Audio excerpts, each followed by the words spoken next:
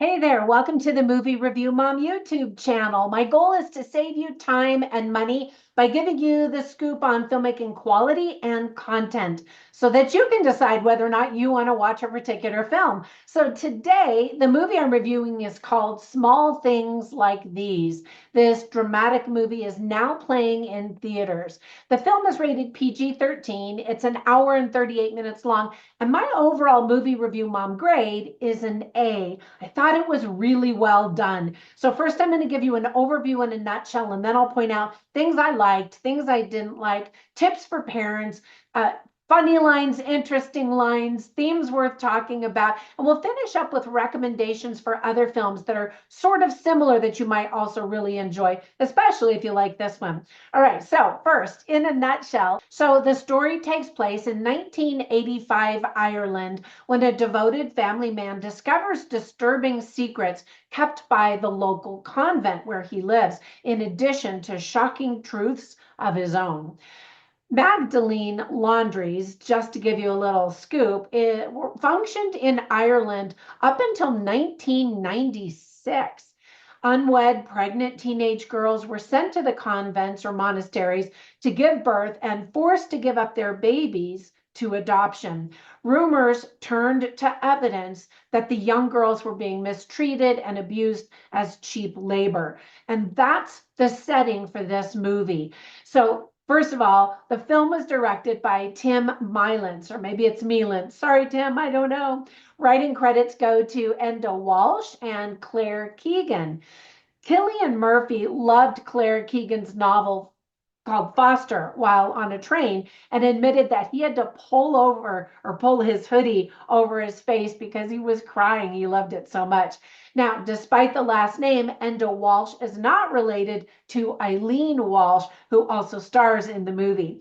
Matt Damon and Ben Affleck were two of the producers of the film. Surely the conversation started as they were filming Oppenheimer together with Cillian Murphy, I'm guessing, right?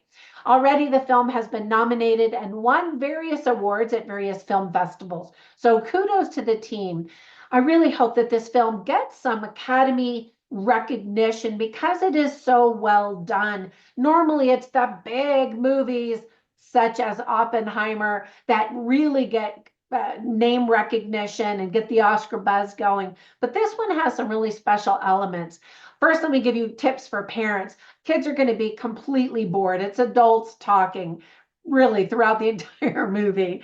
We see some evidence of physical and emotional abuse. There's no profanity, yay, and we see cruel religious people being portrayed. Some of the themes are mercy, kindness, and showing compassion to others, morality, perception, reputation, family, fear, suffering, the power of the Catholic Church, especially at that point in time and in Ireland at that point in time, corruption, courage to do the right thing, rich versus poor, society's expectations, and choices and consequences. Now, here's the long list of things that I really enjoyed about this film. First of all, Academy Award winner Cillian Murphy stars in the movie and gives an excellent performance as expected, right? He says so much with his body and his face without even saying a word. Hopefully, he will be nominated for another Best Actor for this role. He did such a great job.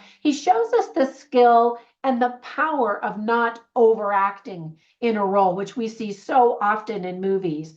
Academy Award nominee Emily Watson is a standout as Sister Mary. She will give you the chills without, turning into a big horror movie, but the things that she says and does will make it feel like a horror movie.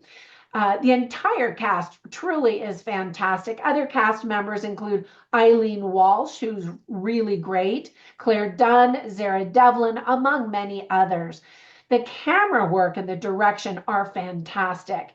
So many times I was like, ooh, that is such a good shot. Nice choice. There are more moments of silence and deep contemplation than actual dialogue, which is impressive. Some might wonder why a film would focus on Cillian Murphy's scrubbing his coal-stained hands in the sink every night after work, but I thought it was powerful imagery of washing the world off of him, or trying to do so, trying to forget what he had both seen and heard during the day, during his job. It's somewhat rare to have a movie without a musical score. The atmosphere and effective silence definitely fill that space and do it beautifully. All of the Irish accents seemed spot on. I had the great pleasure of finally visiting Ireland a few years ago. What a beautiful country. I love it when the directors pay attention to details, and we see that in this film. For example, to give us the idea of what an old Irish church built out of stone felt like back in the day, we see cold air coming out of Emily Watson's mouth as she speaks a sermon to local parishioners or parishioners. If you know what I mean, it's kind of like the fog. You could tell that the air is so cold that when she speaks, you see that cold air coming out. And without anybody saying, oh my gosh, it's really cold in here, you see how cold it is in there. I thought that was awesome. I like the title of the film because it refers to both the small things that Cillian Murphy witnessed, the small efforts he made to help one soul or decide if he should, and the small things that build up in our heart over the decades that cause sadness. And we absolutely see that in Cillian Murphy's character. This is a somber film filled with sadness that forces us all to reflect on what we accept about ourselves and what we accept about society. Now, there was a list of things that I didn't like, but it's much shorter. And first of all, the timeline jumps back and forth, which might confuse some viewers in the very beginning of the movie. After a few minutes, you're like, okay, I get what's happening. And then you're able to make sense of the different characters and the timelines and who the boy is and that kind of thing. The movie is definitely a slow burn, taking its time to reveal how the experiences of a young boy have affected a grown man. Some viewers are complaining that more time should have been spent on the actual Magdalene laundry girls.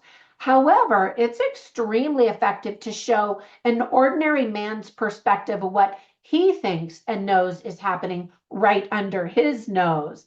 Many of the conversations take place as whispers, so sometimes it's hard to understand what's actually being said. Now, whenever I watch a movie, I write down funny lines and interesting lines simply so I can share them with you so you can get a taste for the dialogue and the script writing quality. When I went back to look at my notes, I didn't see anything funny written down because this is a serious drama, but I did write down some interesting lines that speak to the themes of this film. You can see all of them on my written review at moviereviewmom.com, but I'll share a couple of them with you right now. So Eileen Furlong is a character, and she says, she's the wife of Cillian Murphy, and she says, if you want to get on in life, there's some things you have to ignore so you can keep on. You know, and he's like, is that really the right thing? Do I just ignore atrocities that are happening right in front of my own eyes? You know, but we absolutely understand why he hesitates, because it puts his own family, his daughters, in danger. And then Mrs. Kehoe, who's played by Kellen Bien, says, just look after your business and your family. And it was so fascinating to watch reviews online, or to read reviews online as I was watching the movie and thinking about it. So many people said that they lived in Ireland during this time, and there was this whispering. Everybody knew what was going on, but people were afraid to speak out because their own family would have to make sacrifices, you know what I mean, by education or money or reputation in the city. And I thought that that was really interesting. All right, well, there's so much more we could talk about, but I don't want this to be 20 minutes long. So let me give you some recommendations for 3 films that I think you're really going to enjoy, especially if you like this one. The first one is a full feature film about the Magdalene sisters. Now, it's fictional, but it is based on true stories about these young girls and the horrible treatment that they endured when they were under the care of religion. Another movie is called Philomena, and it is just lovely. It's a story about an older woman who goes back to try to uncover her family's history, and another man who joins her on this journey. It's sweet, it's heartbreaking, it's So well acted and just so well done. I think you'll really enjoy that one. And then the last one is called The Boys of St. Vincent, a look at, again, fictionalized but true stories that happened to boys who were under the care of the Catholic Church and some horrible things that happened there. So a real eye-opening film and a great opportunity to reflect on what things do you see happening in the world that you don't stand up against, and open your mouth and make people aware of what's happening and try to right some wrongs, that kind of thing. All right, hopefully you'll enjoy this. If you do, give my review a big thumbs up. Comment down below. Let me know what you thought about it. Anytime you ring that little notification bell, you'll be notified every time I upload a new video. And by the way, thank you so much for subscribing. I really appreciate it. Have a fantastic day. Follow me on all the socials. I'll catch you in the next one. Bye for now.